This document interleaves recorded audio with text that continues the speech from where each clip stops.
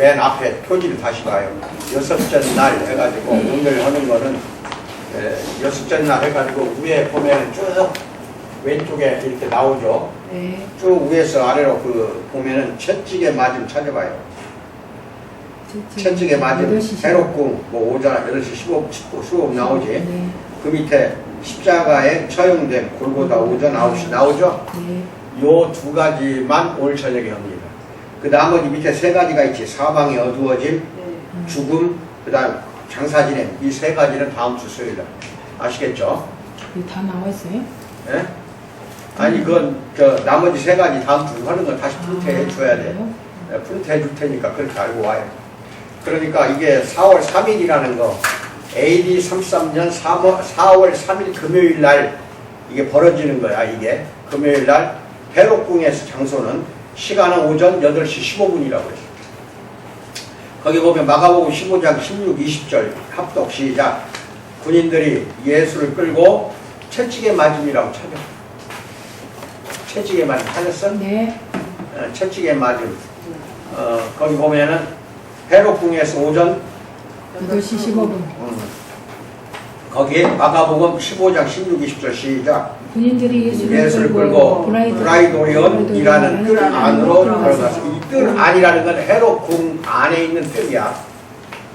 온 군대를 모으고 시작. 예수에게 자색옷을 입히고 가시관을 엮어 씌우고 격려하여 이르되 유대인 왕이여 평안할지어다 하고 갈대로 그의 머리를 치며 침을 뱉으며 꿇어 절하더라. 실롱을 다한 후 자색옷을 벗기고 도로 그의 옷을 입히고 십자가에 못 박으려고 끌고 나가니라. 이거 마가복음에 나온 내용인데 갈대로 막 머리를 때리고 희롱을 하고 침 뱉고 머리를 치고 막 이런 조롱하는 것들이 참 창피한 일이지.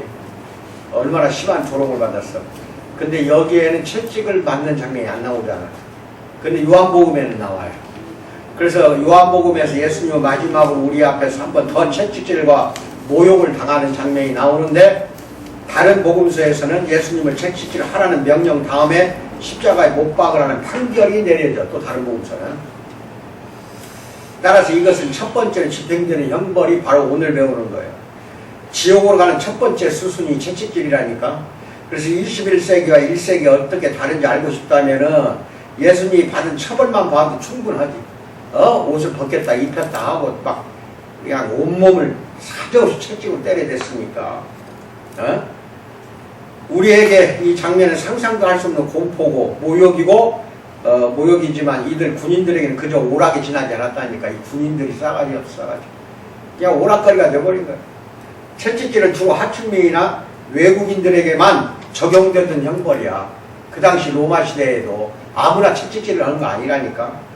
그저 그 정도로 모욕적인 것이 채찍질인데, 이 고통이 어느 정도인지 정확히 짐작할 수는 없는데, 나 또한 공포를 탐닉하는 사람도 아니고, 어쨌든 이것은 희생자하고 살점이 떨어져 나가는 야만스러운 채찍질이다. 이렇게 그 당시 문헌들에 나와요. 이제 말하자면 한 번 휘두를 때마다 등을 쳤다. 그럼 등에 있는 살점이 떨어져 나간다니까. 그래서 혹자는 그게 정확한 건 아니야. 그 가죽으로 만든 채찍이야. 근데 끝에 가서 소역 갈고리가 있었지 않냐. 그러니까 막 뼈가 드러날 정도로 살점이 떨어져 나갔지 않냐. 이런 전승도 있어요.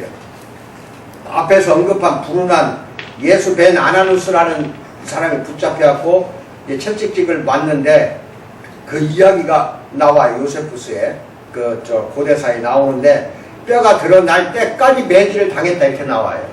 그래서 그 당시에 채찍질을 당하는 동안 희생자는 자기 몸의 기능을 통제할 수가 있을까? 전혀 없다 이 말이에요. 사실 유대법도 채찍질을 허용하긴 해요.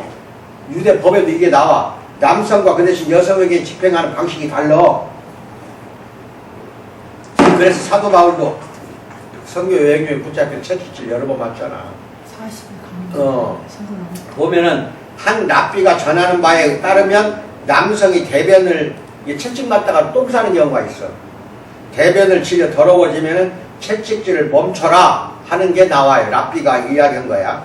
여성은 오줌을 지린 후에 즉시 채찍질을 멈춰야 한다 이렇게 나와요.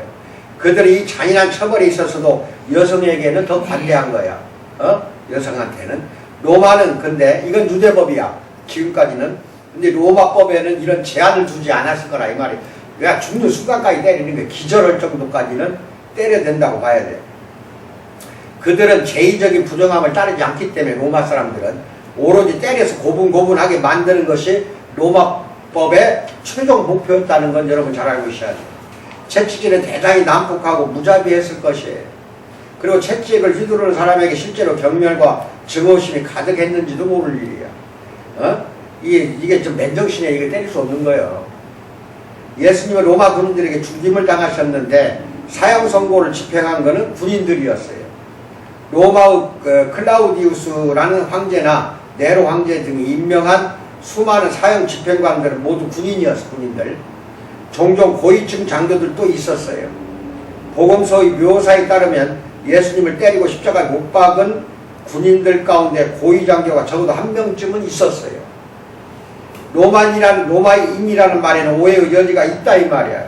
왜 그러냐? 그 단어가 연상시키는 이미지는 집에서 멀리 떨어져 있는 자기 소유의 포도밭을 운영하는 하고 라틴어를 구사하는 이탈리아 사람들이 이제 로마인인데, 사실 빌라도의 소규모 수행원 가운데 로마인은 아주 적었다고 봐야 돼.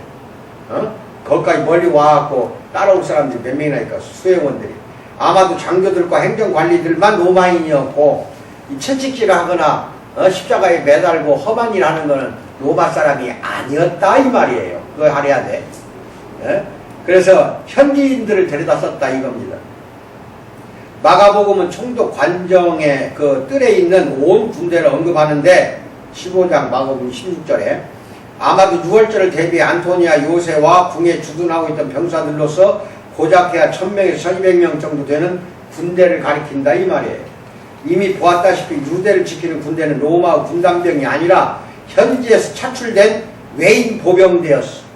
현지에서 차출된 군인들이라니까, 현지인들. 물론 군대에서 26년만 복무하면 로마 시민권을 얻을 수 있긴 했어요. 그때 법이 그랬어. 한 장 넘겨요. 그렇다고 유대인은 아니야. 여기서 막 채찍질 했던 그 군인들은 로마의 군인이라고 했지만 유대인은 아니다 이 말이에요. 왜? 유대인은 안식일에 싸움 비슷한 것도 할 수 없기 때문에 아예 로마 법에 의해 군 복무에서 면제됐었어요. 유대인들은 데려다 군인 삼진 않았다 이 말이에요. 대신에 군대는 현지인들, 특히 사마리아나 가이사라에 거주하는 비유대인들로 조직되었다. 이게 정확한 거예요. 그러니까 그때 채찍 때렸던 것은 로마 군인이 아니고 사마리아인 아니면 가이사라에 살던 비유대인들, 유대인이 아닌 사람들이 군복무했으니까 그런 사람들이 채찍질을 한 거 아니냐 이거예요. 이들 보병대 중 하나의 이름이 알려져 있는데, 요세푸스는 한 보병대 이름을 세바스티, 그 요세푸스가 역사학자야. 고대 유대사를 쓴 사람이야. 거기 세바스티라고 전하는데 헬라어로 아구스투스를 의미하는 세바스테의 복수형인데, 그리고 세바스테는 사마리아 성의 헬라식 명칭이야. 이 세바스티가 사마리아 성의 헬라식 명칭이 세바스테다 이 말이야. 한 명의 이름이 나와. 그러다면 이게 사마리아 군인이다 이 말이야. 사마리아인을 군인으로 차출해서 쓰고 있었던 거예요. 왜? 사마리아인들은 안식일도 안 지키고 유대 토라법에 따르질 않거든. 그러니까 군인으로 차출할 수가 있었다 이 말이야. 이게 사마리아인들은. 따라서 빌라도의 명령을 수행하는 군인들은 로마인이나 유대인이 아니라 가이사라에서 온 헬라인이 아니면 사마리아인이었을 것이다 이 말이에요. 특히 예루살렘을 지킨 군대와 빌라도를 수행해 성에 들어온 아들 중 일부가 아마 사마리아인이었을 가능성이 크다 이 말이에요. 사마리아인은 유대인들과 달리 군복무를 면제받지 못했고, 그리고 사마리아인은 유대인들을 미워했다. 이게 중요한 거예요. 그러니까 예수님을 때렸던 그 친구가 사마리아인이었다 한다면은 굉장히 증오했을 거 아니야. 유대인이기 때문에. 그러니까 매질에다가 가혹하게 했다는 것을 생각할 수가 있어. 첫째, 원수를 사랑하라. 유대인과 사마리아인 간의 증오는 수백 년 전으로 거슬러 올라가는데, 성전을 재건한 느헤미야서에 보면은 사마리아인 산발라시를 이방인으로 간주하고 그와 어떤 접촉도 다 거절하는 게 나와요. 즉 사마리아 사람이 산발라시 도와주겠다고 그랬어. 성전 건축하는데 느헤미야에게. 느헤미야가 너는 사마리아 사람이니까 성전 건축하지 말아라. 도움을 여지없이 거절을 해버렸어. 느헤미야가. 또 산발라스 딸이 대제사장 엘리야사하고 손자와 결혼을 해버렸어. 근데 이 사마리아 사람이란 말이야. 딸이. 그리고 손자는 유대인이야. 대제사장 더군다나 손자야. 결혼하자 예루살렘으로 돌아와 즉시 이들을 쫓아내버렸어요. 그 느헤미야서 13장 28절 보면 나와요. 쫓아낼 정도가 아니야. 느헤미야가 와서 보니까 서로 섞어져 있거든. 유대인과 사마리아 사람들하고 결혼해 살고 있다. 전부 이혼을 시켜버렸다니까. 이혼시키고 다 쫓아내버렸어. 이때부터 역사가 이제 말하자면 사마리아와 유대가 이제 갈라져가지고 서로 적과 적이 되어버린 거예요. 구약과 신약의 중간기 시대에는 사마리아와 유대인 모두 안티오쿠스 4세, 이게 그리스의 황제야.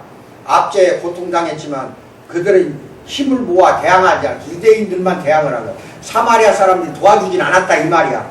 사마리아 사람은 뭐냐? 반절은 유대인이고 반절은 이방인이야. 이게 사마리아 사람들이었거든. 그러면 그 중간기라는 거 뭐냐? 여러분들 성경책을 잘 보면은 말라기에서 구약이 끝나요. 그 다음에 마태복음에서 신약이 시작하는데 그 사이가 400년이야. 그때는 선지자도 없고 아주 암흑기로서 그리스 통제를 받다가 나중에 또 로마에게 넘어가거든. 그러니까 그 중간 사이에 독립운동이 벌어져. 그때 사마리아인들이 도와줘야 되는데 유대인들을 거부했다 이거야. 뭔 말인지 알아요? 그래서 마카베오 시대에는 이게 이제 그거야. 요한 하르카누스가 사마리아인들의 성전을 완전히 불태우고 세겜성을 파괴해버렸어. 이게 이제 독립운동 일어나면서 사마리아까지 쳐들어가 버린 거예요. 그래서 세겜성이 그때 당시 사마리아의 수도였어. 뭔 말인지 알아요? 이 일로 인하여 사마리아인들은 자신들이 유대인과는 별개의 종파라고 선언을 했고 앞으로도 이 사실은 변하지 않을 것이라고 단정지어버린 거야. 사마리아인들의 거룩한 성은 세겜이지 예루살렘이 아니라는 거예요. 그들의 성전은 모리아산이 아니야. 모리아산이 아니라 그리심산이라고 따로 있어요. 그 산에다가 성전을 지어놓고 하나님을 섬기긴 했어요. 뭐 말인지 알아? 네. 주로 이 문제가 유대인과 사마리아인이 분쟁하는 원인이 되었고 좀 더 후에 한 랍비는 사마리아 사람들의 문제점을 제기하는데 언제 우리가 그들을 다시 회복할 것인가? 언제 그들이 그리심산을 포기하고 예루살렘과 죽은 자들의 부활을 고백할 것인가? 이렇게 랍비가 통해하는 말이 나와요. 폼페이 장군은 팔레스타인을 점령하고 나서 유대인이 다스리던 사마리아 성과 그 주변 지역을 거주민들에게 돌려주고 이 지역을 시리아에 병합을 시켜버렸어요. 즉 사마리아가 이제 시리아로 들어가 버린 거죠. 이 지역이 유대 관할로 돌아온 것은 헤롯 대왕 때 다시 유대로 돌아온 거예요. 그는 이 성 기반 시설에 크게 투자하는 외교적 기민함을 보였어요. 이 헤롯 대왕은 다른 그 사람은 틀려서 이방인 피가 흐르다 보니까 사마리아를 배척하지 않았다 이 말이야. 오히려 투자를 했어. 헤롯 대왕 건축 프로젝트에는 아우구스투스 로마 황제의 이름이야.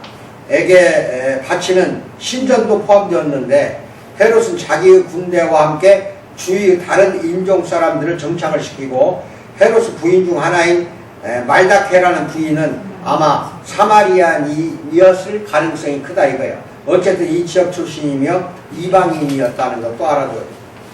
헤롯 노력으로도 둘 사이 거리감은 줄어들질 않았어. 즉 유대인과 사이가 좋아지질 않았다. 서로 때려눕힐 기회만을 엿보았는데 요세푸스는 로마 통치 초기에 몇몇 사마리아인이 성전의 침투에서 뜰에다가 시신을 놓아두었다고 기록하는데 이 행위로 건물을 부정하게 만들려는 의도였어. 이게 사마리아 사람이 그렇게 유대인들 싫어했다 이게야. 이게 시신이 성전에 놓아져 있으면 성전 전체가 이제 부정하게 되잖아. 일부러 그런 거예요. 유대인들은 사마리아인에 대한 증오 때문에 그들과 최대한 거리를 두려고 했고 사마리아인은 이방인이었고 따라서 부정하고 정기적으로 사마리아를 거쳐 여행하는 갈릴리 유대인과 달리 예루살렘에 사는 대부분의 유대인, 특히 대다수의 성전 귀족층이 유일하게 만나는 사마리아인은 로마 군인의 제복을 입고 있는 안토니아 요새에서 자신들을 내려다보는 사람들 뿐이었어. 이게 군복을 입고 있는 로마 군인의 군복을 입고 있는 사마리아인들, 거기는 싫어할 수가 없지. 로마 군인이 한장 정도. 만약 군인들이 사마리아인이라면 예수님에 대한 군인들의 조롱은 더욱 신랄할 수밖에 없다. 신랄해지지. 물론 예수님은 사마리아인에 대해 전혀 다른 태도를 취했어요. 그들 중에는 전에 주님이 사마리아를 지나 유대로 가는 여정에서 만났던 사람들이 있었을지도 몰라요. 우물가에 사마리아 여인 만나고 그렇게 또 사마리아 지역에 들어가서 자기도 하고 그랬잖아. 그랬는데 이들은 주님이 경건한 유대인보다 먼저 하나님 나라에 들어갈 것이라고 말했었는데 거기에 그 채찍질하던 인간들 중에는 군인들 또는 군인들 중에는 예수님을 만나서 알게 된 군인도 있을 거라 이 말이에요. 이제 예수님이 라틴어를 말하는 이탈리아 사람들에 의해 십자가에 못 박겠다는 생각이 사실과 다르다는 거 알았어요? 즉 이탈리아 로마 사람이 아니라는 거야. 주님은 유대인을 열렬히 증오하는 사마리아 출신 군인들에 의해서 십자가에 못 박겠다는 것을 알고 있으라는 거예요. 이것도 더불어 알으라니까. 로마인들이 그 친민에 채찍질하고 그런 로마 정식 군인들 없어. 두 번째, 군인들이 가시관을 씌우고 이 때문이라도 군인들은 마음껏 매질과 모욕을 즐길 수가 있었어요. 유대인의 왕이여 평안할지어다. 이건 대단한 놀라운 놀림감이야. 예수한테 이렇게 했다니까. 외쳐대고 약 올리고 가엾은 촌뜨기가 한 명을 모욕하는 것이 아니라 전체 유대 민족의 오만함에 대한 조롱이야. 이거 알고 보면 예수에 대한 조롱이라기보다 전체 유대인들에게. 유대인의 왕은 로마인들 앞에서 완전히 무기력하다는 것을 표현하는 거예요. 사마리아인 군대는 주님과 유대인을 향해 마음껏 조롱해댈 수밖에 그렇게 해댈 수가 또 있었고, 이미 피를 많이 흘리고 뼈가 상한 예수님은 다시 모든 군대가 흥미거리를 위해 모여있는 큰 광장으로 끌려나갔다니까. 그들에게는 주님을 좌지우지할 권한이 있었어. 주님을 마치 기괴한 인형처럼 대하며 옷을 입혔다가 다시 벗기고 이런 난리를 벌이는 거예요. 그들이 입힌 옷은 색깔 있는 긴 옷인데 자색이라고 번역되어 있지만 이 단어는 푸른색에서 붉은색에 이르는 모든 색깔이 자색에 들어가는 거예요. 게다가 그들이 자색 옷을 손에 들고 있었을 가능성이 희박해요. 자줏빛은 가장 값비싼 염료였기 때문에 입혔을 거다 이 말이야. 어쨌든 이렇게 자칭 놀이가 진행이 되는데 주님께 황제를 흉내내는 옷을 입히고 머리에는 가시면류관을 씌웠다. 이거 이게 무슨 말이냐면은 자색 옷은 귀족이나 황제들이 입는 옷이라니까. 그 일부러 자색 옷을 입힌 거예요. 왜? 네가 왕이라며 이거야. 나 왕이니까 이거 옷 입어봐 이거야. 네가 자신 유대인이 왕이라며 그러니까 왕이 입는 이 자색 옷을 입히는 거야. 일부러 그렇게 벗기고 입히고 이런 무슨 창피고 수치냐 이거야. 죽는 것보다 못하다 이 말이야. 뭔 말인지 알아요? 어쨌든 이렇게 자칭놀이가 진행되고 주님께 황제를 흉내내 옷을 입히고 머리에는 또 가시면류관을 씌워버렸다. 이때 씌운 거예요. 가시면류관을. 가시면류관은 가장 길었던 한 주 이번 주간을 상징하는 형상 중 하나가 면류관인데 보통 전형적인 서양식 면류관으로 묘사되지만 가시가 머리를 둘러가며 내리 누르는 왕관과는 전혀 다른 종류였다 이 말이야. 피가 머리에서도 많이 흘렀다고 봐야 돼. 가시가 머리 속에 박히니까 억지로 씌웠을 거 아니야. 억지로. 동전에서 찾아볼 수 있는 당시 왕들의 형상은 머리 주변에서 태양광선처럼 빛이 퍼져나가는 왕관을 그리고 있는데 예수님은 왕이라고 해놓고 가시면류관을 씌웠으니까 이것도 조롱이다 이 말이야. 얼마나 조롱하는 거야 그게. 나 왕 하면서 가시면류관 씌워버린 거야. 진짜 왕관을 씌운 게 아니라 왕이라면 왕관 씌워야 할 거 아니야. 가시관의 재료로는 주변에서 흔히 구할 수 있는 가시가 있는 식물을 사용했을 것인데 가장 구하기 쉬운 것이라면은 데이트팜이라고 불리는 종려나무 종류 중에 하나. 종려나무 중에 하나가 가시가 있는 이 종려나무가 있어요. 이 나무는 매우 날카롭고 뾰족한 가시가 위쪽으로 솟아있는 식물이에요. 정말 종려나무라면 불과 며칠 전 예수님이 예루살렘에 들어오실 때 사람들이 흔들었던 나무가 아닌가. 그러지? 호산나 하면서 3월 29일 날 들어오면서 어쩌면 군인들이 일부러 이것을 사용했을 수도 있어요. 주님이 성읍 반대편으로 들어오는 행진에 대해 하신 이야기를 그들도 들었을까? 그 말에 모욕감을 느끼고 지금 보복하고 있는 것일까? 호산나 하는 거 봤어 군인들이. 그래서 그 왕으로 나귀 타고 입성을 낙이나 다른 거 구약시대에 왕만 탔어. 솔로몬도 나귀 타고 했고 전부 나귀라는 건 왕이 타는 짐승이었다니까 옛날에. 그게 나귀 타고 예루살렘 성에 입성할 때 호산나 하면서 종려나무를 던지고 막 그랬잖아. 그것을 알고 있었기 때문에 혹시 가시면류관을 씌우고 또 이렇게 약올린 거 아니냐. 왜? 가시면류관이 그 종려나무였거든. 뭔 말인지 알아요? 이처럼 예수님은 심하게 채찍에 맞고 모욕당하고 조롱당하고 침뱉음 당하고 거듭 매질 채찍질을 당했다 이 말이야. 그러고 나서 그들은 주님을 십자가에 못 박으려고 끌고 나갔다. 마가복음 15장 20절. 마가복음은 섬뜩한 사실 참으로 담담하게 진술하고 있어. 그냥 끌고 나갔다 이거야. 얼마나 비참한 거야 이게. 한 달 넘겨 이제 십자가 이제 처형받는 모습이야. 장소는 골고다 산상에서. 시간 언제야? 오전 9시요. 9시. 십자가 처형이라니까. 그리스 로마 세계는 십자가형을 입에 올리지도 않았어. 이거 올렸다가 하는 말이야. 이것 같은 창피한 게 어디가 있어. 잔혹해서 그래. 물론 십자가형을 알고는 있어. 그러나 십자가형은 노예나 반역자 같은 최하위층에게만 집행되는 처형 방식이었기 때문에 고상한 대화 주제는 아니야. 그래서 로마 사람들끼리는 십자가 말도 안 했어. 말도 안 뱉었다니까. 치욕스러운 거니까. 어? 그래서 우리가 십자가형 절차에 대해 실제로 많이 알지 못하는 것도 이 때문이에요. 복음서는 고대 문학 가운데 십자가형에 관해 가장 많은 내용을 담고 있는 문헌인데 그들 또한 세부적인 내용을 그냥 지나치고 있어요. 그래도 복음서에는 십자가형의 일반적인 과정이 묘사되어 있어. 희생자는 채찍질을 당한 다음 어떻게 했어? 팔을 쭉 편 채 양팔이 십자가 가로 기둥에 묶인 거야. 예루살렘에서는 나무가 흔치 않았기 때문에 아마도 가로 기둥을 전에 사용했던 것을 재활용했을 거라 이 말이에요. 그런 다음 처형 장소로 끌려갔다. 이것이 여러분이 흔히 보는 영화의 십자가가 틀린 거예요. 뭐 하느냐면은 이 가로대, 세로대가 커다란 십자가를 예수님 짊어지고 가는 걸로 나오잖아요. 영화에서. 근데 실제로 가로대만 메고 갔어. 가로대만. 세로대가 없다니까. 팔을 묶어 긴 막대기에다가 양팔을 묶은 상태에서 걸어가게 한 거예요. 그런데 채찍을 이미 맞아 지실 때까지 직접 쓰러지기 직전이건 죽을 직전인데 이것마저도 못 끌고 가는 거야. 이것마저도. 그래서 도와주기 위해 구레네 사람 시몬이 와서 도와주는 장면이 나오는 거예요. 뭔 말인지 알아요? 그걸 다 기억을 해둬요. 거리는 멀지 않았어요. 이게 헤롯 궁에서 골고다 산상까지 올라가는 길이야. 이렇게 내리막길이 아니라. 그러니까 더 힘든 거야.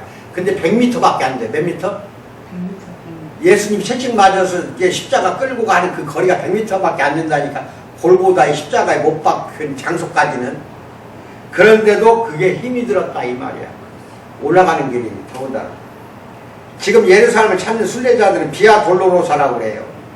십자가의 길이라 해서 비아 돌로로사 라는 길을 따라 십자가 처형이 있었던 장소를 돌며 예수님의 십자가 사건을 기념을 해. 이 100m 거리를 여기서 쉬었다 여기서 쉬었다 그래가지고 여기서 예수님 잠깐 쉬었다 여기서 쉬었다 열 몇 군데에다가 거기서 쉬었던 자리라 해갖고 거기서 유대인들이 지금 장사에 처먹고 있잖아. 내가 이야기 만들었어. 그거 조심해. 여기서 쉰 자리라 해갖고 가서 보면 뭐 사게 만들어. 열몇 14군데인가? 100m에 조상을 잘못했어. 그래서 이게 비아 돌로로사예요. 이게 이 길은 중세에 닦아놓은 것이냐. 아마도 시점이 잘못된 것 같아. 지금 현재 길은 시점이 잘못된 것 같다 이 말이야. 이미 보았다시피 빌라도는 안토니아 요새가 아니라 헤롯궁에 있었어. 헤롯궁에. 그리고 헤롯궁은 예수님이 처형된 장소에서 남쪽으로 약 몇 미터? 100m밖에 안 된다 이 말이야. 근데 지금 14군데인가 열 몇 군데의 장사치들이 있으니까 몇백 미터 된다는 걸로 이게 시점이 잘못됐다는 거예요. 그러므로 거리는 그렇게 길지 않았다. 그러나 예수님께는 불과 몇백 미터도 길게 느껴졌을 것인데 로마는 도와줄 자원자를 데려왔어요. 공간복음서는 그를 알렉산더와 루포 아버지 구레네 사람 시몬 마가복음 15장 21절 이렇게 나와요.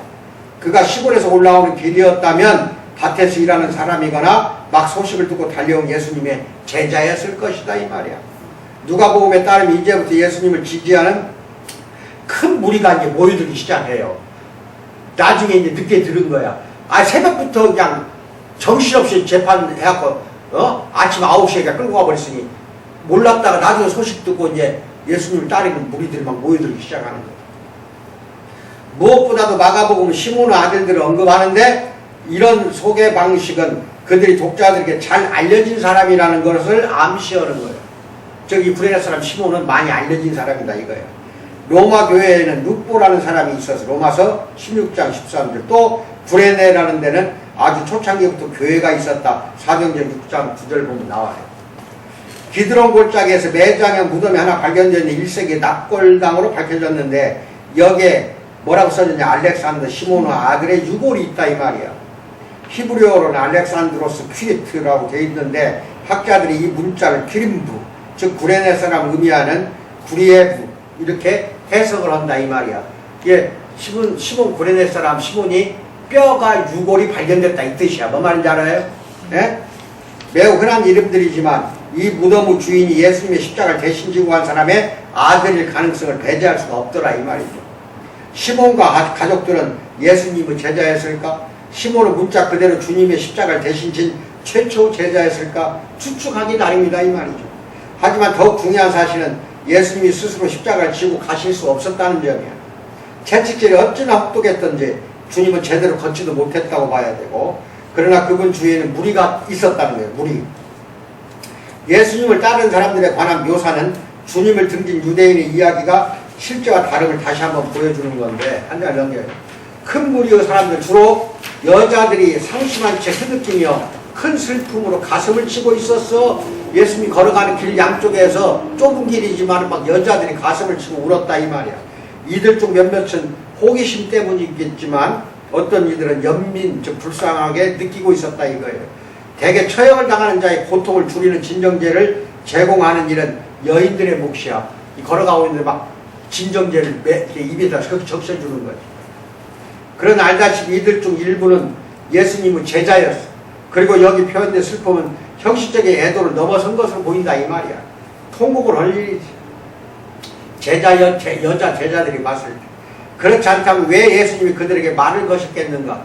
그때 그 걸어가다 말을 걸었다니까, 말을 여자들에게. 제자니까 말을 걸었지.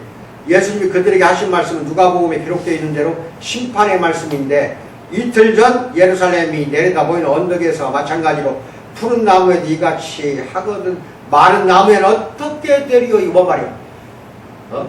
내가 지금 살아있는 내 몸에다가도 이렇게 하는데 마른 나무 같으면 다 벌써 불 빌려서 다 태워버렸다 이 말이야. 마른 나무 같으면 벌써 저것들 다 죽었다 이 소리야. 정말이야 이거는. 불이 내려오고 있다. 푸른 나무는 이미 사로잡혔다. 여기 누구야? 예수님이 푸른 나무 이야기에서는 사로잡혔다. 그러나 마른 나무에 불이 붙으면 어떻게 될지 생각해보라는 거예요. 이렇게 고통을 준 저 무리들은 이제 지옥불로 다 태워진다는 뜻이야. 뭐 말인지 알아요? 그 다음에 첫째, 예수를 끌고 골고다라 하는 곳에 이르러. 예수님의 처형 장소는 골고다, 즉 해골의 곳이야. 우리말로는 골고다가 뭐라고? 해골이 묻혀있는 곳, 해골이 있는 곳, 이게 골고다야. 이런 장소들이 의례 그렇듯이 골고다도 성 바깥에 있었는데 전형적인 로마의 효율성에 맞게 성 바깥이긴 하지만 헤롯 궁에서 가장 가까운 곳, 전에는 채석장이었던 묘지에 있었다 이 말이야. 제 이제 그림이 나오니까 그때 가서 봐요. 지금 이 장소에 교회가 서 있는데 세상에서 가장 오래되고 유명한 교회 중 하나인데 서방교회는 이 교회를 묘지 위에 세웠어. 그래서 성모교회라고 부르는데 동방교회는 아나스타시스, 즉 부활교회라고 부른다 이 말이야. 얼마 전에 그 성모교회 밑에가 예수님 묘지 위에다 세웠다 해갖고 예수님 묘지를 6시간만 공개하겠다. 그뭐 수리할 경우가 생겨가지고 밑을 파고 들어간 거예요. 그래가지고 한정된 인원만 와서 보게 한 거예요. 예수님이 있었던 묘지가 나온 거야. 근데 십자가가 이렇게 새겨져 있는데, 나도 그 동영상을 봤는데 십자가가 새겨져 있는, 이건 예수님 당시에 새긴 건 아니야. 중세시대 때 세운 것 같아. 뭔 말인지 알아? 거기에 그 뒤에 이제 거기다가 말하자면 성모교회라고 교회를 세운 거야. 물론 예수님은 부활했기 때문에 시체는 없는 거지. 뭔 말인지 알아? 그 다음에 쭉 밑으로 내려가.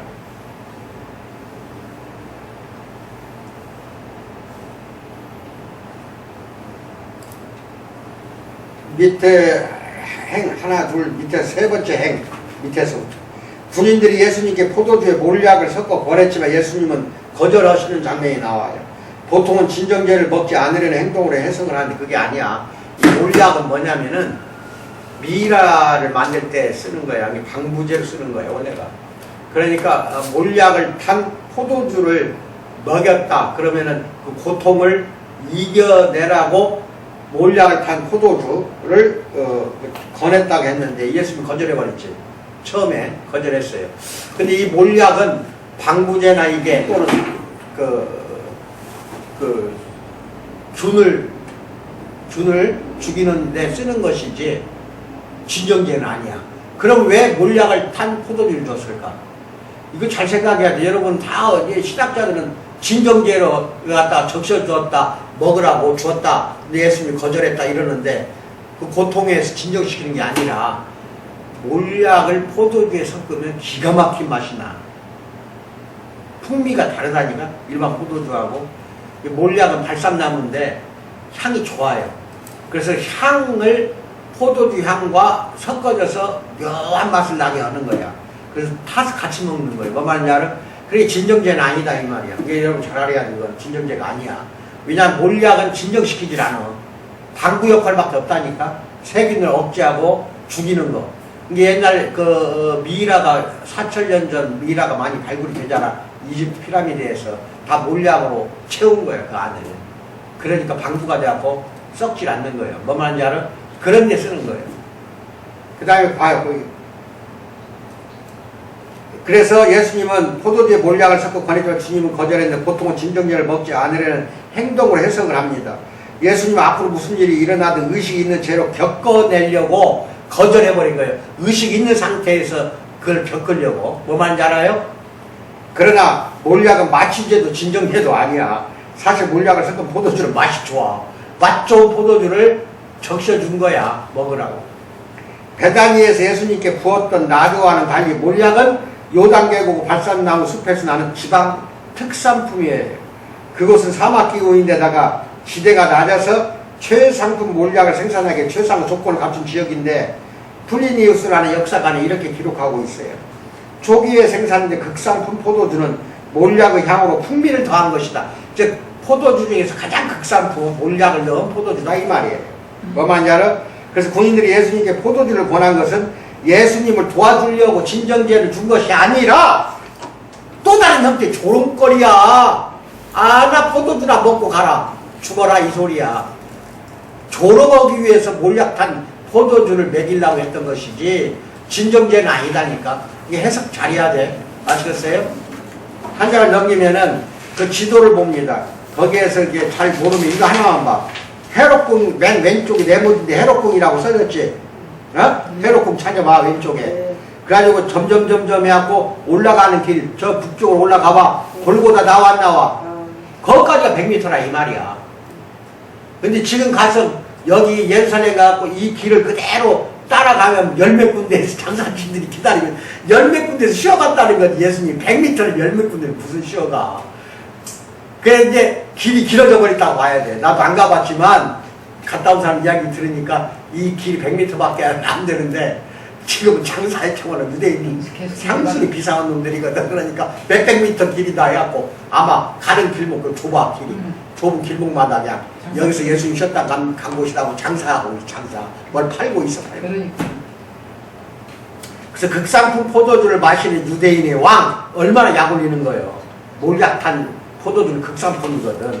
사실 군인들은 거짓말하고 있는 거야. 조금 후에 그들은 거짓말을 멈추고 주님께 평범한 이제 신포도주를 드렸어요. 그러고 나서 그들은 주님의 옷을 벗기고 아침 9시에 주님을 못 박았어요. 이 일이 어떻게 치러졌는지는 복음서마다 조금씩 다르게 기록을 합니다. 십자가형 자체가 다양한 방식으로 행해질 수 있기 때문에 그래요. 십자가형은 원래 로마가 고하는 것이 아니야. 로마에서 나온 게 아니야. 로마의 관행들 일부분을 개선을 한 거예요. 그래서 로마식 십자가형은 로마의 도로와 다리만큼이나 소름 끼칠 정도로 효율적으로 만들었다니까 이 로마 사람들이. 옛날부터 있었어 십자가는. 그래서 마르틴 헤겔이 기록한 대로라면 십자가형은 사형 집행인의 변덕과 가학성의 고삐를 완전히 풀어놓은 처벌이다. 이렇게까지 심하게 이야기를 하고 있고 요세푸스 역사가는 로마 군인들이 예루살렘을 포위하고 있을 때 다양한 자세와 모양으로 희생자들을 십자가에 매달은 일을 소일거리로 삼았다고 이렇게 증언할. 아, 이게 소일거리가 됐어. 십자가로 매달아 죽이는 게. 그래서 요세푸스가 한 말을 읽어봅시다. 시작. 그들 사로잡힌 죄수들은 죽기 전에 채찍질과 온갖 고문을 당한 다음 성벽을 바라보며 못 박혔다. 군인들은 분노와 비통함에 사로잡혀 잔인한 농담을 던지듯이 희생자들을 다양한 자세로 뉘어서 못질을 가했다. 다양한 자세로. 십자가 처형이 매우 자주 행해졌기 때문에 더 이상 십자가를 세울 공간도 없었고 못 박을 십자가도 없더라 이 말이야. 얼마나 수천 명을 그랬다니까. 1, 200 명이야. 이게 지금 이 주전에 예수님 태어나기 전부터 이 십자가형이 있었다니까. 알았어요? 그리고 예수님 죽은 후에도 이 십자가형이 그렇게 끔찍하다 이 말이야. 한 번에 6천 명, 2천 명을 잡아서 매달 죽이고 했다니까. 그러니까 세울 공간도 없고 나무도 없었다 이 말이야. 나무도. 세네카라고 이것을 네로 황제의 스승이면서 이 연설가이고 철학가예요. 세네카는 자신이 목격한 집단 십자가형에 관해 이렇게 쓰고 있어. 저 보고 나서 세네카가 보고 나서 뭐라고 썼어? 시작. 나는 그곳에 십자가들을 보았다. 여러 방식으로 못 박힌 십자가들이 즐비했다. 희생자들의 머리를 땅으로 향하는 경우도 있고 은밀한 신체 부위가 고정되거나 팔을 쭉 뻗은 경우도 있었다 이 말이야. 이게 이렇게만 돼 있는 게 아니야. 알았어? 고고학자들이 이제 발굴했어 유해를. 십자가형 희생자 흔적이 예루살렘 근처에서 발견되었는데 여기서 얻은 증거에 따르면 수평대 위에 희생자의 손이 못 박히고 발은 높이 들린 채 작은 말뚝에 걸터 앉아있는 형상이더라 이 말이에요. 그리고 못 하나가 그의 발꿈치 뼈를 옆에서 관통해 그의 발은 죽으신 기둥 측면에 박혀 있었더라. 이 십자가는 특이한 십자가야. 한 장을 넘겨. 나중에 내가 보여줄게. 어떤 것인가 나중에 그림이 나와요. 이에 따르면 희생자가 중심기둥의 높은 곳까지 달리지 않았던 모양이야. 그것이 훨씬 힘든 자세이긴 하지만 높진 않았다 이거야. 그래서 아마 간신히 눈높이쯤 됐을 때 매달아가 눈 쳐다보고 이렇게 그 높이 정도밖에 안 됐다 이 말이야. 뭐 말인지 알아요? 기독교 전승은 예수님이 십자가에 처형된 지점이 바위돌출부라고 이렇게 되어 있어 전승에는. 그러니까 좀 높이 올라간 거지. 뭐 말인지 알아? 그러니까 예수님이 내려다본 거야. 바위 위에다 했으니까. 그런 장소라야 많은 사람들이 볼 수 있기 때문에 바위돌출부에다 했다 이 말이야. 그러나 십자가 자체는 높질 않았다. 예수님은 눈높이에서 사형 집행인들을 볼 수 있었어요. 빌라도는 십자가 위에 다음과 같은 죄표를 써서 달았는데 나사렛 예수 유대인의 왕, 이 죄표를 예루살렘의 주요 언어인 히브리어, 라틴어, 헬라어 이 세 개 줄쳐놔야 돼. 이거 잘 기억해도. 히브리어로도 이게 세 줄로 쓴 거야. 나사렛 예수 유대인의 왕 그랬지? 이게 머리 위에다가 죄패를 붙였어. 못으로 박았다니까? 이게 십자가야. 그래서 이렇게 못 박았다. 그러면 여기가 이렇게 죄패를 못을 박아는 거야. 이 패에다가 뭐라고 했다고? 나사렛 예수 유대인의 왕. 세 줄이야, 세 줄. 몇 줄로? 왜 세 줄이야? 히브리어. 하나는 뭐야? 히브리어. 두 번째는 뭐야? 라틴어로 이탈리아예요. 헬라어. 세 번째는 헬라어, 그리스어. 그러니까 전 세계 사람들이 다 보도록 했다 이 소리야 이거는. 이게 전 세계 사람들은 봐라 이게 조롱하는 건데 조롱하는 걸로 이렇게 왕을 세 가지 말로 써서 붙였지만 이게 영적으로 해석하면은 진짜 예수 왕으로 왔거든. 이게 봐봐. 히브리어, 라틴어, 헬라어로 썼다는 건 전 세계의 언어라고 봐야 돼. 그 당시에는. 그게 전 세계인 줄 알았으니까. 그러니까 예수님은 전 세계의 왕으로 왔다. 아이러니지만 그걸 보여준 것이 되어버렸다니까. 예수님은 전 세계의 왕으로 왔다는 것으로. 근데 사실 조롱하려고 그런 거예요. 뭔 말인지 알아? 다른 사람이 이렇게 세 줄로 하질 않아. 다른 사람들은. 그런데 이제 더 기가 막힌 것이 뭐냐. 유대 지도자들을 향한 빌라도의 마지막 공격이야. 이게 일부러 그런 거야. 세 줄로 한 건 왜 그랬을까? 지도자들이 자꾸 이렇게 죄패를 써붙이라고 하니까 좋다 그러면 히브리어를 집어넣어버린 거예요. 그런데 유대인들 지도자들은 뭐라고 했냐? 유대인의 왕이라는 문구는 쓰지 말아달라고 부탁했어. 유대인은 왕이 아니니까. 기분 나쁘거든. 왜? 유대인 왕을 십자가에서 매달아 있으니까 유대인들은 기가 막힌 노릇이지. 어찌 자기 나라의 왕을 못을 박냐. 그러니까 지도자들은 이 말만은 좀 빼달라고 했어. 하나, 빌라도는 그들의 불평에도 불구하고 문구를 전혀 바꾸질 않았어. 왜 그랬을까? 너희들이 죽였다는 거거든. 나는 손을 씻었다. 너희들이 핏값을 받아라 이거거든. 그래서 요한복음 19장 22절을 보면은 그걸 아무리 불평해도 문구를 바꾸지 않았다고 나와요. 그리고 이것이 예수님의 머리 위에 바로 기둥에 달려있던 죄명이 나사렛 예수 유대인의 왕. 이게 죄명이야. 이 죄명으로 죽은 거예요. 유대인의 왕이라고 했다고 죽은 거라니까.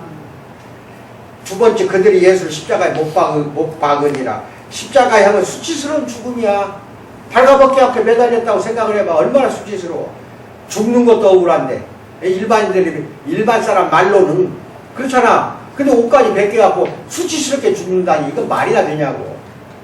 십자가형은 수치를 안 껴주려고 고안한 거 일부러 사형 방법이야. 이게 일부러 그런 거. 십자가로 매달아 죽이는 거는 로마 이 군인들이 로마 나라가 얼마나 잔혹한가를 봐야 돼. 왜?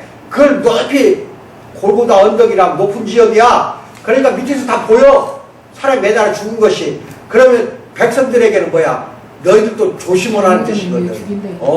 너희들도 이렇게 잡혀 죽는다. 이게 겁박하는 거야. 다스리는 통치 방법이야.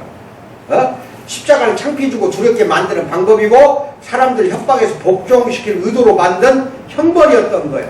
주로 노예들을 겨냥한 처형 방법이었어. 이게 원래는 노예들한테만 이렇게 처형을 시켰는데 십자가형은 노예들의 죽음이라고 했어. 그 당시에. 그래서 로마는 제국 내에 있는 수백만 명을 노예를 처리해야 하는데 그 수백만 명이나 노예가 얼마나 많은지 몰라. 그들을 겁에 질리게 해서 복종시켜야 했고 그럴 수 있게 만든 주요 방식 중 하나가 십자가형이었어. 노예가 많다 보니까 노예를 겁박하려고. 주전 2세기 예수님 태어나기 200년 전 노예들을 반라는 집단 십자가형으로 끝나고 말았어. 노예들을 반란을 일으켜버렸다니까. 그런데 이때 승리한 마르쿠스 크라수스는 6,000명의 노예를 십자가에 못 박아버렸다니까. 몇 명을? 1,000명. 6,000명은 어마어마한 숫자야. 그걸 한꺼번에 십자가에 매달아버렸으니 십자가에 못 박아 로마로 향하는 대로를 가득 채워버려. 그 큰 길가까지 가득 채워버렸다. 이 십자가를. 노예는 어떤 형태로도 반응하면 너희들은 이렇게 끔찍한 형벌을 받는다. 이거를 표시해 주는 거야. 또한 십자가형은 모반에 대한 형벌이야. 반역만 일으키면 다 잡아 죽이는 거예요. 식민지에서 아주 소소한 반역의 기미만 보여도 로마는 끔찍한 폭력으로 진압에 나섰어요. 십자가형 그 방법 중에 하나인데 공공연한 수치이자 모욕이잖아. 때로는 희생자에게 장례도 허락하진 않았다니까. 장례도 못해내게 해버렸다 이 말이야. 마커스 보그와 존 도미니크 크로스안이라는 신학자의 말을 빌리면 제국의 테러라고 그래. 이걸 십자가를 제국의 테러. 여기서 제국이라는 것은 로마를 말하는 거야. 로마가 테러를 가한 거야. 십자가형이 유대인들에게는 가장 빈번하게 가해진 것을 보면 너무나 긴 세월 동안 유대인들이 십자가에 대한 책임을 지게 된 셈이야. 유대인들이 너무 오랜 세월. 이는 참으로 잔인한 역설이야. 유대인만큼 십자가형을 고통받은 민족이 없어. 역사상 그래. 역사상 지금까지.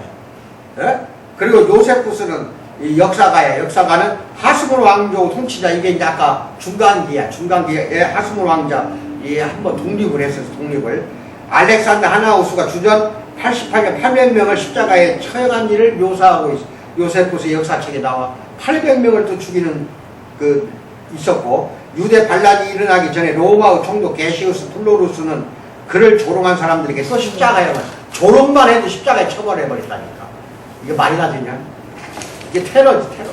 그는 수많은 유대인들과 귀족들을 닥치는 대로 잡아들여 족쇄를 채웠다가 십자가에 못 박았다 이 말이에요.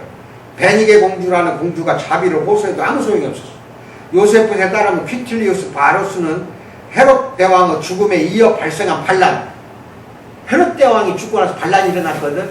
그때 2,000명의 유대인들을 십자가에 또 못 박아버렸다니까. 이게 무슨 짓이냐? 한두 명도 아니고. 따라서 예수님이 제자들에게 자기 십자가를 지라고 말씀했지. 자기 십자가 지라는 게 있어 없어? 성경책에. 그럼 이게 흔했던 것이기 때문에 그 이야기를 한 거야. 너희들도 십자가 못 박고 죽듯이 저런 사람들처럼 네 자신을 십자가에 못 박게 죽여라 이거야. 그리고 자기를 부인하라 이거야. 그리고 내 뒤를 따라와라 이거야. 그래야 제자가 된다는 거예요. 뭐 말인지 알아? 내 안에 자리 잡은 모든 것들, 옛 습관이라든지 옛 모습을 다 십자가의 못을 박아서 없애버리라는 거예요. 내 안에 자리하고 있는 거 성령이 자리하고 있어야지 다른 주인이 내 안에 있어서는 안 된다는 거. 요걸 쳐버려라는 게 십자가에 매달려라 이 말이에요. 그리고 예수님은 자신의 운명이 로마의 손에 넘어갈 걸 미리 알았어. 이미 죽기 전에 예수님은 알았어요. 하지만 십자가는 반역에 대한 대가이기도 하지만 복종에 대한 대가이기도 해요. 우리가 십자가를 짊어졌다 그러면 뭔 말이에요? 예수님께 복종하겠다는 뜻이. 뭔 말인지 알았어 이제? 랍비 나단이 남긴 출애굽기 20장 6절 주석을 보자. 20장 6절이 뭐예요? 빨리 봐. 출애굽기 출 20장 6절 뭐라고 나와? 이게 랍비가 희한하게 주석을 했어. 출애굽기 20장 6절 하는 사람 누구나 빨리 이야기해봐. 나를 사랑하고 내 계명을 지키는 자는 천대까지 은혜를 베푸느니라. 아멘. 그렇지. 자, 그걸 어떻게 주석을 했냐, 랍비가. 왜 당신은 참수수형을 받았어? 내 아들에게 할 일을 행해 이스라엘 사람을 만들었기 때문이요. 왜 당신 끌려나와 처형에 처해졌어? 토라를 읽은 탓이라오. 왜 당신이 십자가에 못 박혔어? 무교병을 먹은 까닭이고. 이게 뭔 말인 줄 알아? 내 계명을 지키는 자는 뭐라고? 나를 사랑하고 내 계명을 지키는 자는 천대까지 은혜를 베푸느니라. 천대까지 은혜를 베푼다고 했지. 이건 지금도 유효하다. 유사함 알았어? 나를 사랑하고 내 계명을 지키는 자에게는 천대까지 하나님을 은혜를 사랑하고 베푼다는 하나님 거. 계명을 지키는 그래. 자가 하나님을 사랑하고 자식들 잘 가르쳐. 이건 지금도 유효한 거예요. 한잔 연대. 아니 목사님 따지지 좀 마. 이상하게 이야기한 거예요. 자, 한잔 연대봐. 십자가가 두 가지가 나와서 한잔 빨리 보라니까. 이거 중요하다니까. 그림을 보라니까. 이 둘 중에서 예수님은 어떤 식으로 박혀 죽었을까? 예수님은 첫 번째 거는데 발을 뻗고 했다고. 이게 지금 잘못했고 발굴을 했더니 네. 이렇게 애기처럼 웅크리고 십자가에 못 박아 흔적이 있어하고 죽은 사람이 나오더라는 거예요. 이렇게도 죽였어요. 이렇게. 그 다음 밑에 거는 가운데에 좌대가 있어. 앉기 좋게. 자꾸 흘러내려가면 또 올라가고 아프니까 이 좌대를 해갖고 앉게 했다 이 말이에요. 그 대신 양쪽에서 발못으로 봐. 양쪽에서 통못을 박아버린 거예요. 이 방법도 아니야 예수님은. 왜? 발에는 못이 하나 들어갔거든. 이 두 개를 포기하고 뿌려버렸거든. 네. 못이 세 개야. 뭐 말인지 알지? 네. 이거 잘 읽어봐요. 한장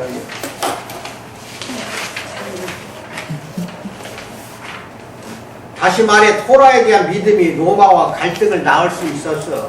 그리고 로마와 갈등은 십자가라는 한 가지 방법으로 해결된 거야. 이게 왜 십자가 못 박겠냐? 무교병 먹었더니 십자가에 못 박더라 이 소리야. 약 올리기 이게. 랍비가 이것도 인도는 십자가에 못 박고 이거야. 그날 예수님 옆에 십자가에 달린 두 죄인이 있었죠. 네. 양쪽에 죽음도 반역에 대한 처벌로 십자가형을 사용한 거야. 반역이야 둘 다. 근데 강도라고 했잖아 성경에는. 그들은 대개 강도나 도주로 불리지만 사실상 바라바 동급에 속한 자들인데 바라바는 풀려났잖아. 즉 무법자야. 여기서 강도가 뭐라고? 레스타이. 무법자라는 뜻이야. 레스테스라고 했어. 도둑이자 정치범이야. 그들이 목표로 삼은 사람들은 갈릴리와 유대 지역에 부유하고 권세 있는 자들, 특히 친로마 정부 지지자 혹은 로마를 지지하는 상층부의 유대인들을 갖다 죽여버리고 강도질을 했던 거예요. 약탈을 하고. 그러니까 이건 도둑이라고 강도라고 보기는 어려워. 반역자라고 봐야지. 뭐라고? 그래서 도둑질만 했던 사람을 무법이라고 하는데, 무법자. 고대 그리스 희극자가 메난드로스는 도둑질은 자기가 달린 십자가를 직접 만드는 행위다. 자기가 달린 십자가를 만드는 게 도둑질이다. 이렇게 오싹한 시리아 속담, 이게 시리아 속담이야. 인용한 바가 있다. 하지만 그들의 도둑질은 절도나 가택을 침입하는 도둑질이 아니야. 이건 뭔 도둑질이야? 십자가가 단죄하는 것은 정치적 사항과 관련된 절도행위야. 이게 정치적 사건 때문에 십자가에 매달린 거예요. 그리고 강도라고 했는데 그건 강도범이라고 할 수 없다 이 소리야. 그 다음 봐요. 이런 절도행위의 목표는 돈이 아니라 뭐예요? 로마에 대한 혼란과 두려움을 조장하는 거야. 그래서 로마에 대한 독립운동이야. 어떻게 보면 이어서 강도라는 거는 독립. 강도는 말한다. 당신의 이 성 통제 아래 있어도 된다. 하지만 성 밖에서는 문제가 달라진다. 성 밖에서는 아무 이상 없지. 따라서 예수님은 좀도둑들이 아니라 강도들 사이에서 못 바뀌신 것인데 적어도 로마의 시각에서 볼 때에는 정치 절도범인 두 테러리스트 사이에서 못을 박힌 거예요. 뭐 말인지 알아요? 그런데 로마 입장에서 예수님은 그들과 크게 다르진 않았어요. 주님 또한 정치범이었고 폭동을 일으키고 왕이라고 사칭한 것 때문에 죽었잖아. 예수님도. 그러니까 그렇게 보면 예수님도 그 로마에서 보면 강도야. 뭔 말이냐? 레스테스. 그렇게 볼 수가 있다 이 말이야. 그 죄인들 가운데 한 명은 예수님이 자기와 다른 분이라는 걸 인식하는데 예수님께 이렇게 말합니다. 예수여, 당신 나라에 임할 때 나를 기억하소서. 한 강도가 그랬지. 예수님의 응답은 믿음과 희망으로 가득 찬 말씀이야. 뭐라고 했어? 누가복음 23장 43절 시작. 오늘 네가 나와 함께 낙원에 있으리라. 이 낙원은 원래 바사, 페르시아에서 나온 말이야. 파라다이스. 그래서 울타리를 두른 정원을 낙원이라고 그래요. 나무와 그늘 시원하고 휴식 있는 장소를 낙원이라고 하는데 우리가 예수 믿다가 죽어서 잠시 쉬는 장소, 이걸 낙원이라고 하면 돼요. 이것이 죽어가는 촌사람 예수가 약속하신 바야. 오늘 저녁에 너는 나와 함께 낙원에 있으리라. 이제는 무용지물이 된 채석장, 로마의 처형제에 가득한 피, 먼지, 열기 속에서 주님은 한 죄인에게 다른 결말을 약속하셨던 거예요. 그 다음 그 밑에 세 번째, 이게 비참한 거야. 그 옷을 나누는지라. 예수님이 입었던 옷을 벗겨갖고는 이 밑에 있는 군인들, 십자가에 못 박히고 조롱하고 창으로 찌른 군인들이 나눠가서 찢어서. 이게 뭐로 나눠줬을까? 모르지 이제. 기념 보려고 했는지. 뚜아뚜 갖다 팔아먹으려고 했는지. 주님은 마지막 유품이야 그게. 그게 오늘날까지 보관되어 있더라면 얼마나 좋았을까. 피가 묻은 옷인데. 예수님을 십자가에 못 박은 군인들이 차지했다. 대단한 유품은 아니에요. 그저 주님이 입고 있던 옷에 불과한데 장교 계급은 봉급이 째깍째깍 나왔지만 병사들은 나오질 않아. 보조금 백부장은 해마다 3,750 데나리온을 받았는데 백부장은 이에서 소장농이 받는 연간 임금은 10배가 넘어요. 물론 신병이나 보병들보다 훨씬 적게 받았어. 보조군 소대 보병들의 연간 임금 1년에 750 세스테리티움 약 187 데나리온이었는데 숙식이 제공되긴 했지만 그 경비는 애초부터 봉급에서 제하고 나왔어. 14년에 AD 14년에 반란을 일으킨 로마 군단병들이 숙박비 징수 기준이 제멋대로라고 하면 로마 군단병들이 반란을 일으켰어. 이제 이것이 이제 잘 들어. 왜 그러냐면 세례 요한으로 연결이 돼 이게. 잘 봐요. 봉급에서 음식, 의복, 장비, 숙소 등의 경비를 제한 후에도 또 다른 비용이 들었는데 기본적으로 백부장에게 주는 뇌물 성격의 자잘한 요금들 또 백부장에게 뇌물 써야 할 거 아니에요. 그래서 하급 군인의 경우 이렇게 제하는 비용이 봉급에서 40에서 75% 빼고 나면 뭔 봉급이 났겠냐 이 말이야. 이렇게 아주 어수선했어. 부패하고 부정이 있고 남은 봉급으로는 최소한 생활비만 지출한다 해도 가족을 부양할 수조차 없었어. 군인들이. 또 다른 수입원이 있어야 하는데 그래서 장사 같은 부업을 하거나 갈취에 가담을 하는 거야. 갈취. 그래서 세례 요한은 자기에게 와서 판결을 넘겨 세례를 받은 군인들이 이제 어떻게 살아야 하냐고 묻자 이렇게 대답을 했어. 누가복음 3장 14절 시작. 군인들도 물어요. 우리는 무엇을 하리까 하며 이르되 사람에게서 강탈하지 말며 거짓으로 고발하지 말고 받는 급료를 족한 줄로 알아. 더 깨끗하게 살아라고 해버린 거예요. 군인들에게. 이제 그들이 바라던 전리품을 차지할 시간이 왔어. 예수님은 만약 누군가가 겉옷을 요구한다면 속옷까지 내주라고 말씀하신 분이야. 누가복음 6장 29절. 여기에 주님은 옷을 빼앗깁니다. 누가복음은 군인들이 예수님을 희롱하는데 가담했다고 기록하는데 주님께 신포도주를 주며 스스로도 한번 너를 구원해 보라고 놀리는 거야. 이게 모든 복음서에서 예수님을 희롱하는 장면이 다 나와. 지나가는 자들 마태복음, 군인들 누가복음, 대제사장들과 장로들과 서기관들 마태복음, 마가복음. 이게 그 주인공들이야. 지나가는 장면 다 희롱을 하는 거야. 예수님을 조롱한 성전 지도자들의 경우 성전 유계 질서상 높은 지위는 아니었을 거야. 그랬다면 6월절 준비일에 예루살렘 반대쪽에 있어야 하기 때문에 그렇다 이 말이야. 그러나 그들과 지나가는 자들의 희롱은 모든 성전 귀족들이 첫 번째 신문에서 했던 고발 내용과 일치하는 거야. 희롱하는 거야. 못 박혀 매달려 있는 예수를 보고 마가복음 15장 31, 32절 시작. 그와 같이 대제사장들도 서기관들과 함께 희롱하며 서로 말하되 그가 남은 구원하였을 때 자기는 구원할 수 없도다. 비참한 거야.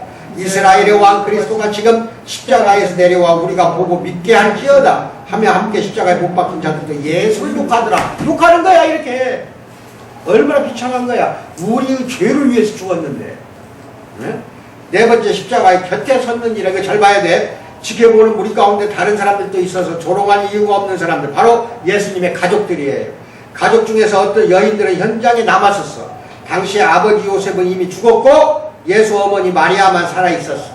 복음서는 십자가 곁에 섰던 여러 여인들에 대해서 언급합니다. 마가복음 시작. 누구야? 작은 야고보와 요셉의 어머니 마리아, 살로메. 마태복음 시작. 막달라.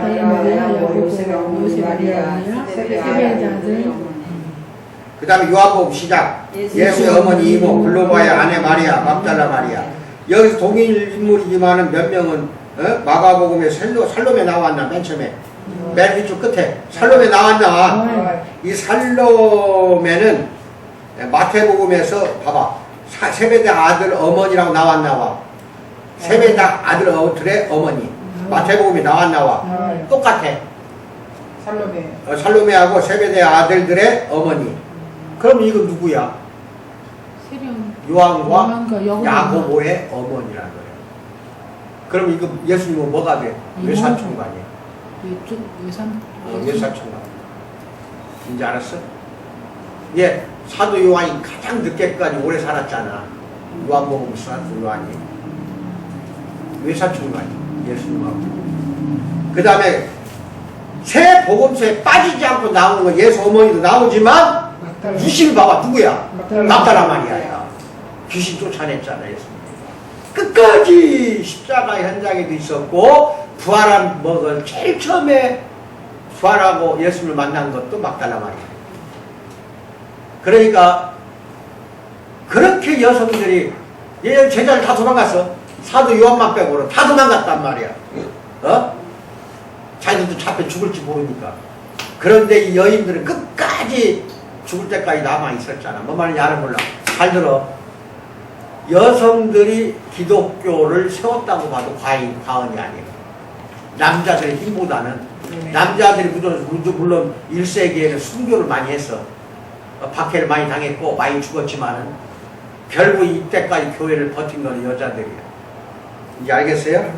예? 우리 교회도 그러잖아. 여자들이 버티잖아. 남자라고 나 하나밖에 없잖아.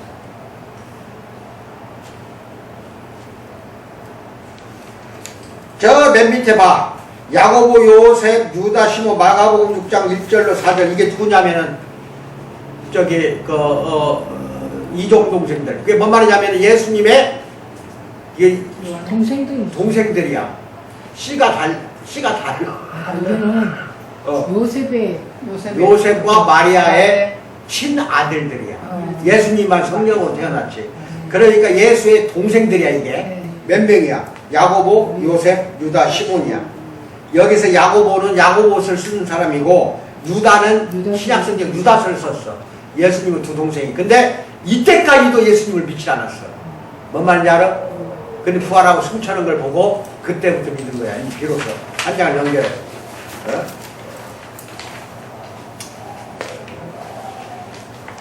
주님의 가족들은 대부분 주님을 버리는 바람에 그분의 시신을 무덤에 안장하는 것도 남이 몫이었다. 누군가 달려가고 빌라도에게 예수 시신을 나를 달라. 아리마대 사람 누구야? 빨리 말해봐. 요셉. 자기 무덤을 샀어 안 샀어? 공의회 의원이었고 사내들이. 그게 빌라도를 잘 안단 말이야. 그래서 쫓아가서 빌라도에게 예수 시신을 묻게 해달라. 나에게 달라. 해가지고 금요일날 오후에 3시 이후에 오후 3시 이후에 죽었거든. 예수님이 소천을 했어. 그때 가서 시체를 내려다가 남이 가족도 아닌 누가 다른 사람이 안장을 했다. 이거는 자기가 옛날 자기가 죽으면 묻으려고 사놓은 무덤에다가 이거 얼마나 비참한 거예요 예수님이. 근데 가족들한테도 버림받았다. 이것도 잘 알아. 여기까지 이제 알겠어요? 나중에 돌아선 거야 가족들은. 잘 기억하고 다음 주에는 이제 또 아까 이야기한 대로 3가지를 배워요. 수요일 날 그리고 한 번 더 하면은 이제 일주일간의 사건을 다 배우는 거예요. 어마어마한 사건들이 전개가 됐잖아요. 그리고 여기에서 한두 가지라도 여러분들이 몰랐던 것을 알게 됐을 거예요. 뭐 말인지 알아요? 그 전에 알지 못했던 것들이 내 입에서 나왔어. 되게 중요한 거니까 이 자료를 다 갖다 보관하고. 남이 예수님의 저기 시체를 모셔갔다는 거 어느 사람이. 남이 묻었다는 게 아니고 아니, 가족이 안 하고. 가족이 다 버려서 응. 십자가에서 내린 것도 예수님의 말하자면 직접 12제자는 아니라 하더라도 예수님을 따랐던 제자 중에 하나 아리마대 사람 요셉이라고 있어. 아래말에서. 하고 그다음 니고데모가 둘이 예수 시신을 끌어다가 그 아리마대 사람 요셉이 죽으면은 거기다 매장하려는 가족 무덤을 사놨거든. 미리 사놓은 것을 예수님한테 드린 거야. 거기다 예수님을 안장하는 거야. 자기가 쓸 무덤에다가. 이제 알겠어? 근데 제자들이나 또는 그 예수님의 동생들은 다 돌아가버렸죠. 다 제자들, 자기 가족들로부터도 버림받은 사람이 예수님이었어. 그러니까 십자가에 죽을 때 가장 환호성을 저지른 인간이라고 저지른 놈이 누군지 알아? 사탄이네. 드디어 내가 이겼다 했어, 사탄이. 예수가 죽었으니까. 그런데 3일 만에 부활해버리니까 사탄이 깨갱는 거예요. 내가 졌다 한 거예요. 사탄을 사망 권세에서 이긴 게 부활이야. 이게 뭔 말이냐? 사탄을 이겼다는 소리예요. 사망 권세를 끌고 이 땅에 온 게 이는 사탄이었거든. 죄와 사망에서부터 다시 이기고 살아난 게 진 것처럼 보였어. 금요일날 사건은. 십자가에 죽어버렸으니까 예수님이. 그러니까 사탄이 봤던 일반 사람들이 봤던 예수님이 다 진 걸로 알았고 도망간 12제자들도 나는 이제 옛날 그 어부나 해야겠다 하고 다 고향을 다 도망가고 예수님을 다 떠나버렸다 이 말이야. 허망할 거 아니야. 속으로는 우리가 3년 동안 예수님 스승을 헛고생했다. 우리가 스승을 잘못 만났다 이렇게 생각했을 거 아니야. 부활하고 난 다음에 다 바뀌어버린 거야. 그게 승리야. 3일 후에는 이제 승리의 날이야. 그게 AD 33년 4월 5일 날 아침에 새벽에 이제 부활하는 거야. 뭐 말인지 알아? 이게 4월 3일 사건이야. 금요일 날. 그리고 토요일 날 하루는 안식일이기 때문에 아무도 무덤에 찾아갈 수가 없었어. 그런데 일요일 날 아침 일찍 막달라 마리아 이렇게 전부 가서 보려고 무덤을 열고 들어가 보려고 갔던 것이 부활한 예수님을 만나게 된 거예요. 알겠어? 요거 다음 시간에 합니다. 이해하겠지? 이게 이런 내용들은 잘 보관해. 다 이 목사 될 사람들은 알아야 돼. 기도합니다. 사랑의 하나님 아버지 참으로 감사합니다. 6째 날 예수님이 채찍에 맞아 십자가의 고통 속에서 돌아가신 그 장면에 대하여 깊은 고찰을 같이 나누었습니다.